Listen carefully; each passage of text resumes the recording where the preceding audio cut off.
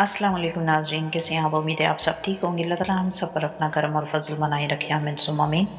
आज की वीडियो कुछ सवालात को लेकर फिर आपकी खिदमत में हाजिर हुई हूँ, तो बिना टाइम वेस्ट किए बढ़ते हैं हमारे आज के टॉपिक की तरफ। नेक और रूहानी लोग धड़ल्ले से सब कुछ करते हैं। एक इंसान ऐसा था जिसने मेरी इजाज़त से मेरा दिमाग पढ़ा। उसके अलावा जिसने मेरा दिमाग मेरी इजाज़त के बग़ैर पढ़ा, उन्होंने मेरे साथ चीटिंग की। ये बताएं, ये कुरान की तालीमात हैं? इसके अलावा सवाल का दूसरा हिस्सा, यूट्यूब पर बेतहाशा वज़ाइफ मौजूद हैं।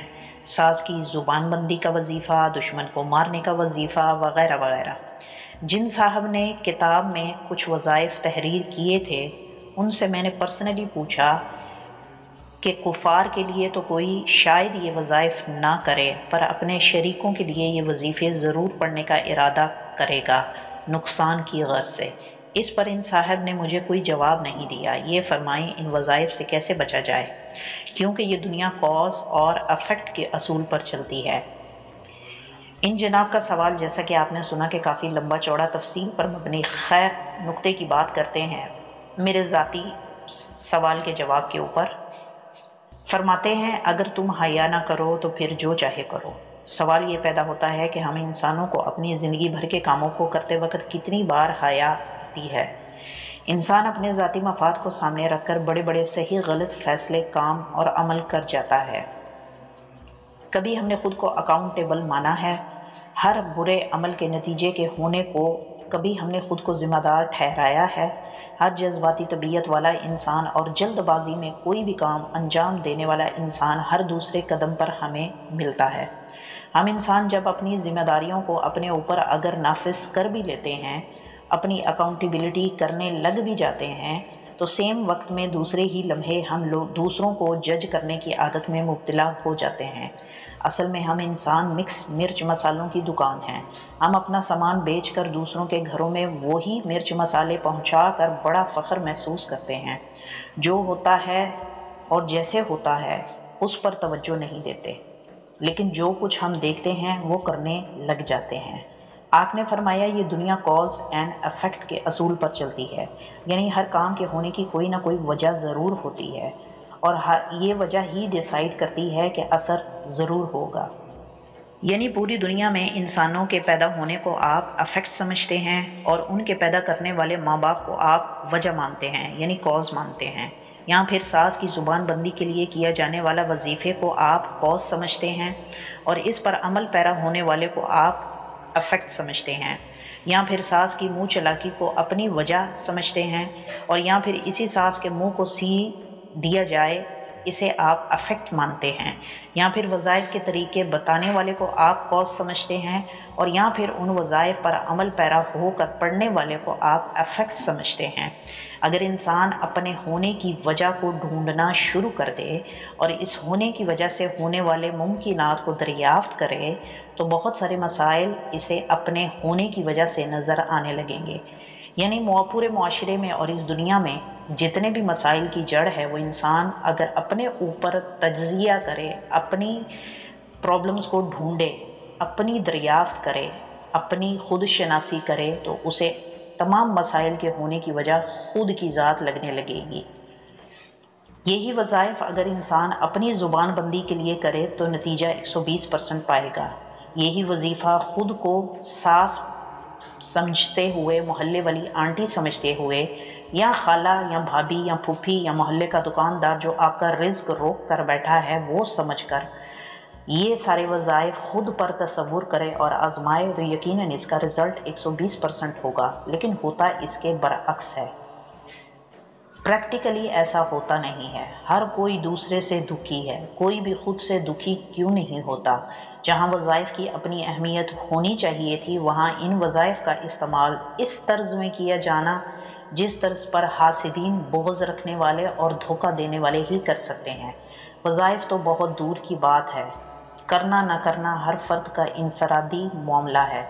यहाँ इस दुनिया में तो इंसान अपने घर वालों के नामों तक का मिसयूज़ करता है। किसी ओहदे पर फाइज रहकर अपने ओहदेदारों का मिसयूज़ करता है, अपने किसी ख़ास दोस्त के नाम का मिसयूज़ करता है। تو اللہ کے نام کا مس یوز کرنے والے بھی بہت موجود ہیں، جو کوئی حیرانی والی بات نہیں ہے۔ اور اس بارے میں قرآن کیا کہتا ہے؟ آپ نے یہ سوال کیا۔ قرآن کی ایک آیت ہی پوری بات کی وضاحت کرتی ہے۔ اللہ فرماتا ہے، میں نے جنوں اور انسانوں کو محض اپنی عبادت کے لیے پیدا کیا۔ لو کر لو بات۔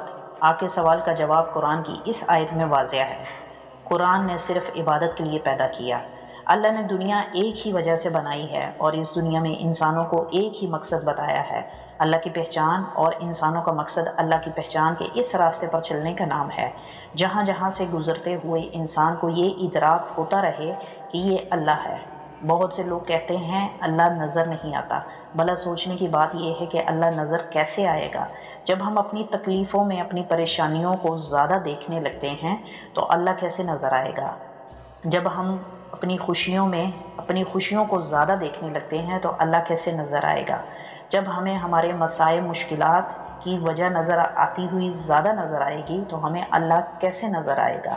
جبکہ سب مشکلیں، پریشانیاں، مصیبتیں، دکھ، غم یہ تو شکلیں ہیں جو ہمیں اللہ سے پہلے اپنا منہ بصورتی ہوئی نظر آتی ہیں۔ ایک بات آ گئی میرے دماغ میں، یہاں پر ذکر کرتے چلو۔ میری ایک دوست کافی عرصہ پہلے اس نے مجھ سے ذکر کیا، آج سے میں نماز پڑھوں گی تاکہ اللہ سے اپنی محبت مانگ سکوں۔ اس وقت میرے ذہن میں اچانک یہ خیال آیا کہ انسان کتنا مطلبی ہوتا ہے، اللہ کی بتائی ہوئی نمازوں کو بھی اپنے دنیاوی مقاصد کے لیے پڑھنے کے لیے ارادہ بناتا ہے۔ اس کے بعد میری اس دوست کا تو پتہ نہیں، پر اس خیال نے مجھے ضرور بیدار کیا تھا۔ یقین مانیں میرا کوئی بھی مقصد اس بات کو جج کرنے کا نہیں تھا، بلکہ میرے دماغ میں غیر ارادتاً یہ خیال اچانک سے دماغ میں ابھرا۔ آج اس سوال کے آنے کو سمجھوں تو پتہ چلتا ہے کہ انسان کو آنے والے ہر خیال اللہ کی کسی شان یا صفت کی عکاسی کرواتا ہے۔ اس کا نماز پڑھنے کا عہد کسی مقصد کے تحت، وہ بھی اللہ کا دیا تھا، اور میرے دماغ میں انکشاف کی شکل میں وہ خیال کا آنا وہ بھی اللہ کا دیا تھا۔ تو کیا میری اس بات سے آپ سننے والوں کو اللہ نظر نہیں آیا؟ وظائف کے اعمال پڑھ لینا یا یوٹیوب سے دیکھ کر کوئی بھی وظیفہ کر لینا کوئی معنی نہیں رکھتا۔ معنی یہ رکھتا ہے کہ کوئی کس کا کتنا اثر قبول کرتا ہے۔ جس پر جتنا اثر ہوگا وہ بندہ اسی کا اسیر ہوگا۔ فائدہ یا نقصان انسان کی جبلتوں کا حصہ ضرور ہے، پر فائدہ یا نقصان انسان کا اثاثہ نہیں ہے۔ یعنی فائدہ یا نقصان انسان کے ہاتھ میں ہے ہی نہیں، یہ صرف اللہ کے دست قدرت میں ہے۔ بندہ عمل کا محتاج ہے، نتیجے کا نہیں۔ نتائج اللہ کے ہاتھ میں ہیں، آج میرے پاس تو کل آپ کے پاس۔ تاکہ اس سمجھ سے ہم سمجھ پائیں کہ اللہ یہاں بھی ہے، اللہ وہاں بھی ہے۔ اب بات کرتے ہیں آپ کے سوال کے دوسرے حصے پر۔ نیک اور روحانی لوگ بڑے دھڑلے سے سب کچھ کرتے ہیں۔ آپ کے اس سوال میں نیک اور روحانی لوگوں پر تنقید اٹھائی ہے۔ پہلے یہ بتائیں بھلا نیک اور روحانی لوگوں کی ڈیفینیشن آپ کی نظر میں کیا ہے؟ جس انسان نے آپ کی اجازت سے آپ کا دماغ پڑھ لیا تو سوچنے کی بات یہ ہے کہ آپ کو ضرورت کیا پیش آئی تھی کہ اپنا دماغ کسی دوسرے بندے سے پڑھوائیں؟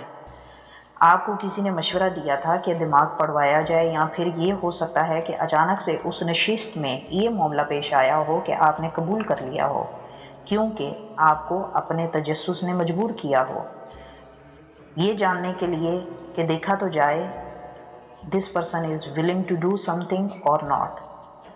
اور باقی اگر دیکھا جائے کہ اس پرسن نے آپ کو بولا کہ آپ کا دماغ پڑھ لیا جائے اور آپ سے اجازت لی جائے، پہل یعنی انہوں نے کی ہو، یہ پھر الگ بات ہے۔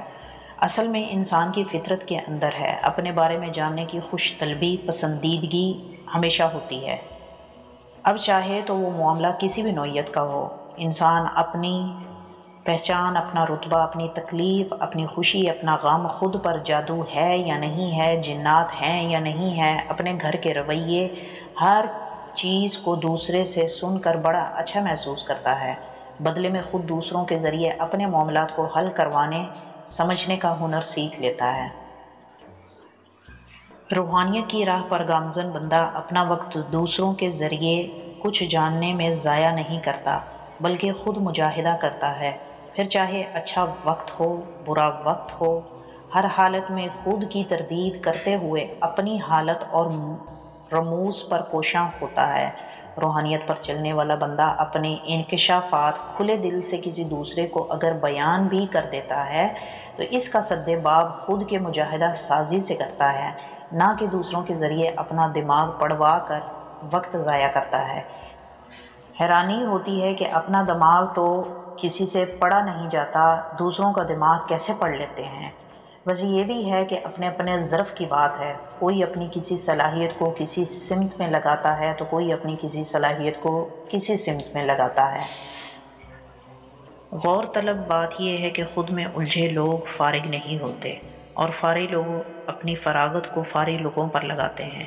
پھر چاہے کوئی بندہ وظائف اس لیے کرے کہ دوسروں کے منہ بند کرے، بجائے اس کے کہ وہ خود کا منہ بند کرے کسی وظیفہ کرنے سے، یا پھر کوئی دوسروں کے دماغوں کا مطالعہ کرے، اپنا وقت لگائے، بجائے اس کے کہ وہ خود کے دماغ کا مطالعہ کرے کسی وظیفے کی مدد سے، یا پھر کوئی وظائف کی کتابوں سے اپنے لیے نفع کمائے، دوسروں کے لیے نقصان کمائے، یا پھر یوٹیوب پر اپنے وظائف کی دکانیں چمکائے، دوسروں کو دھوکے میں رکھے یا خود کو دھوکے میں رکھے۔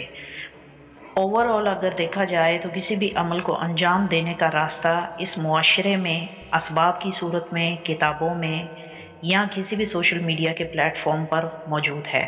یہ کرنے والے پر ڈیپینڈ کرتا ہے، پڑھنے والے پر ڈیپینڈ کرتا ہے، کرنے والے پر ڈیپینڈ کرتا ہے، اور استعمال کرنے والے پر ڈیپینڈ کرتا ہے۔